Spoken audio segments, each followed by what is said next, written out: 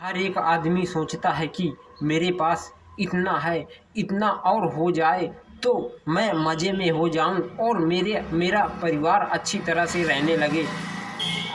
एक एक आदमी के पास अगर 10 बीघा खेती होती है तो वो सोचता है कि मेरे पास 10 बीघा खेती है और मेरे पड़ोसी के पास 20 बीघा खेती है, तो मेरे पास 10 बीघा और आ जाए तो मेरे पास 20 बीघा हो जाए तो मैं सुखी हो जाऊं।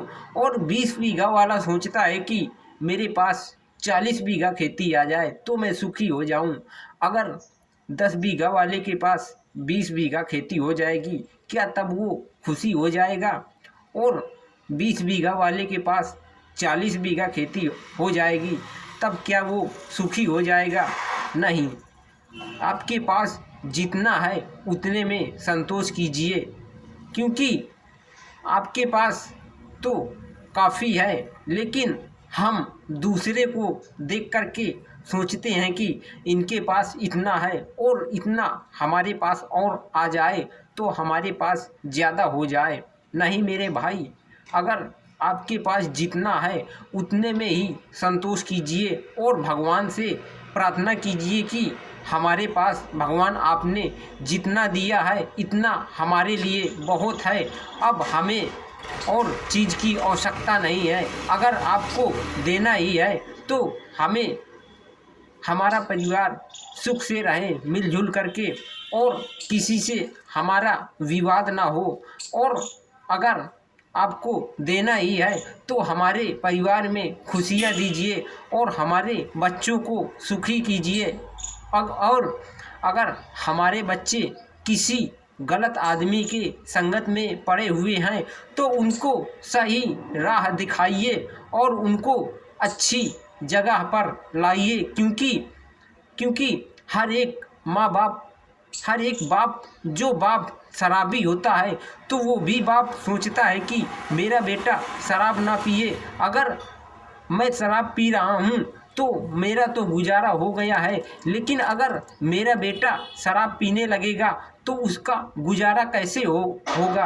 क्योंकि क्योंकि देखो, हर एक पिता सोचता है कि मेरा बेटा सही राह पर जाए, वो गलत राह पर ना जाए, कि मेरा बेटा अच्छा रहे ज़िंदगी भर और उसकी हर एक समस्या का समाधान हो। एक एक परिवार में एक बूढ़ी माँ थी और उस माँ के 4 लड़के थे। वो माँ हर समय अपने बच्चों से बोलती कि एक दिन वो माँ, उस माँ के बेटे ऑफिस जाते और एक दिन उस माँ के मन में एक विचार आया। वो माँ अपने बड़े बेटे से बोलती है कि बेटा, आज जब आप ऑफिस जाना तो मेरे पास से हो कर के जाना, क्योंकि ना जाने क्यों मेरा मन आज पता नहीं क्यों घबरा रहा है। तो वो बड़ा लड़का उस माँ का कहता है कि जी माँ, मैं जब ऑफिस जाऊँगा तो मैं आपके पास से ही होकर के जाऊँगा। और वो माँ बोलने लगी कि और अपने तीनों भाइयों को भी अपने साथ में ले आना, क्योंकि मेरा मन आज आज पता नहीं क्यों घबरा रहा है। तो वो बच्चा सोचने लगा कि पता नहीं मेरी माँ क्यों आज बोल रही है कि अगर आप कहीं ऑफिस जाना तो मेरे पास से होकर के जाना। तो वो माँ फिर वो उसका बड़ा लड़का अपनी पत्नी से बोलता है कि मेरी माँ आज बोल रही है कि अगर तुम ऑफिस जाना तो चारों लोग मेरे पास से ही होकर के जाना। तो वो उस माँ की जो बहू थी, तो वो बहू पहले ही चारों बहू पहुँच गई। वो सोचने लगी कि पता नहीं कि मेरे बड़े मेरे पति कैसे हैं, और अगर कुछ माँ के पास होगा तो वो कुछ कहेंगे नहीं कि मुझे आप इतना दो, और अगर मैं उनके पास जाऊंगी तो वो मुझसे कोई और जब मैं उनके पास जाऊंगी तो हमारा बराबर बराबर का हिस्सा लगेगा। तभी वो उस माँ के बेटे उस माँ के पास पहले नहीं पहुँचे, पहले उस माँ के पास वो चारों बहू पहुँच गई। तो वो बहू चारों माता जी से बोलते हैं कि माता जी आपने हमें बुलाया है।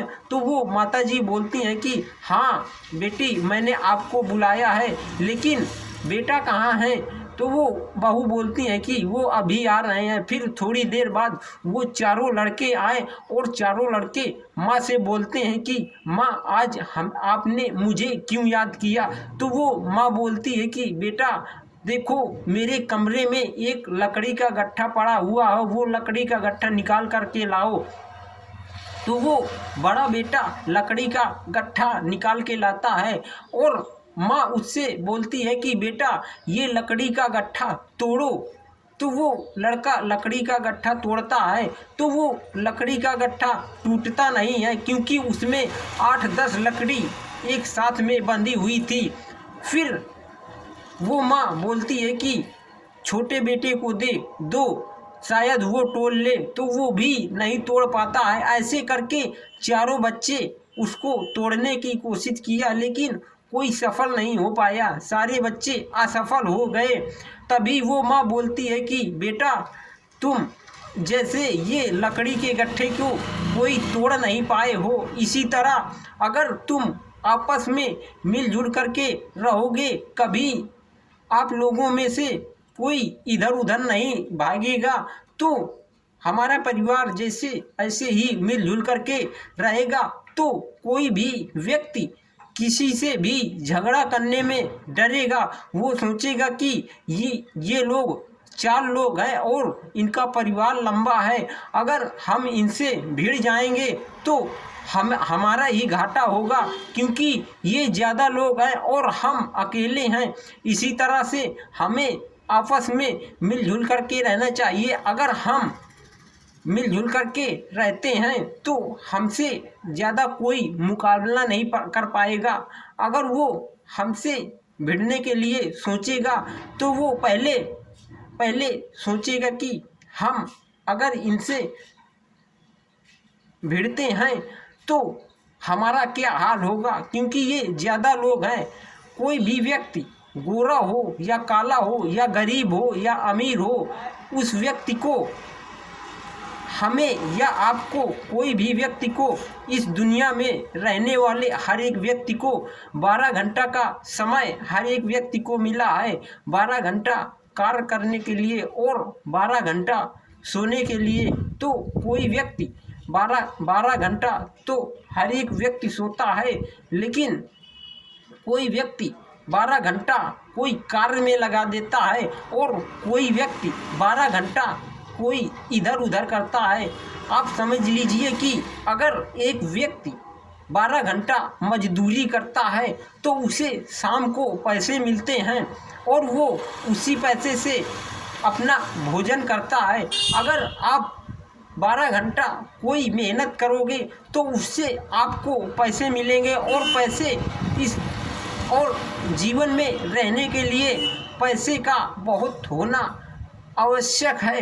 अगर हमारे पास पैसे हैं तो हमारा जीवन हंसी खेल के बीत जाएगा, और अगर हमारे पास पैसे नहीं हैं तो हमें पेट भर भोजन भी नहीं मिल पाएगा। इसी तरह से अगर हम अपने समय का सही प्रयोग करते हैं तो हमारा जीवन अच्छी तरह से बीत जाएगा, क्योंकि 12 घंटा तो हर एक व्यक्ति को मिले हैं। 12 घंटा में मुकेश अंबानी कितने पैसे कमा लेते हैं और 12 घंटा में हम क्या करते हैं। आप अपना समय को अच्छी जगह पर लगाओ और सही जगह से आप अगर सही जगह में अपना समय बिताते हैं तो ये समय आपके लिए लाभदायक होगा और आपको